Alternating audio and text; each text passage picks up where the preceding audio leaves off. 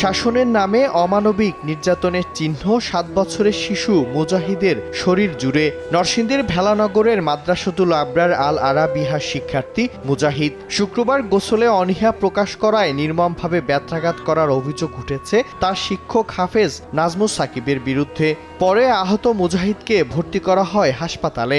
রোজার মধ্যেও নাকি মারছে, কিন্তু আমার ছেলে ভয়ে বলে নাই, যেহেতু বাড়ির বললে নাকি আরো মারবে। সারা শরীর ক্ষত বিক্ষত হয়ে গেছে, সারা রাত্র বমি করতে করতে শেষ। বলতেছিলাম আমি গোসল করবো, তবু আমার মারতেছে, আমার মারার ছাড়ে না। হুজুর আমার কইছে, আমার যে হুজুরে মারছে কেউ না কইতা। শারীরিক যে আঘাত, এটা আসলে হয়তো আমি আশা করি যদি তার এখন পর্যন্ত তার যেহেতু সে বমি করেছে, এটা একটা আমাদের কনসার্ন বিষয়।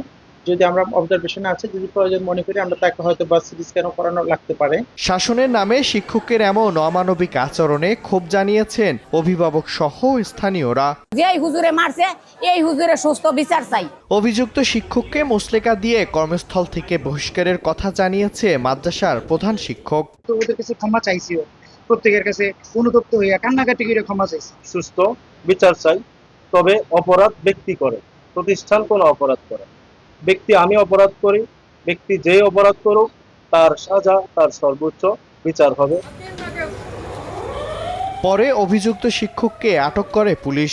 আমরা ঘটনাস্থলে গিয়ে শিক্ষককে আমাদের হেফাজতে নিয়ে আসি, তার ব্যাপারে যথাযথ আইনি পদক্ষেপ গ্রহণ করে আমরা বিজ্ঞ আদালতে তাকে প্রেরণ করব। শিশু মুজাহিদ মাদ্রাসাটির হেফজ বিভাগের শিক্ষার্থী।